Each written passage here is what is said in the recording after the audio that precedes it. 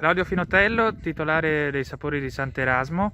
Cosa producete qui da voi? Allora, noi produciamo ortaggi misti che ovviamente in base alla stagionalità, d'inverno adesso abbiamo cavolfiori, verze, scarole, indivie, finocchi e cardi, per poi finire a giugno con pomodoro, melanzane, peperoni, patate, un po' di tutto, ecco, per offrire una gamma completa ai nostri consumatori e clienti. E con il Covid è cambiato qualcosa in questi ultimi Con il mesi? Covid cioè, ci sono diverse difficoltà come reperire i prodotti o comunque anche nella meccanica delle macchine per sì, spostarci dall'isola. Ecco. Per il lavoro fortunatamente noi siamo riusciti a continuare e a offrire i nostri servizi regolarmente, ovviamente seguendo le normative.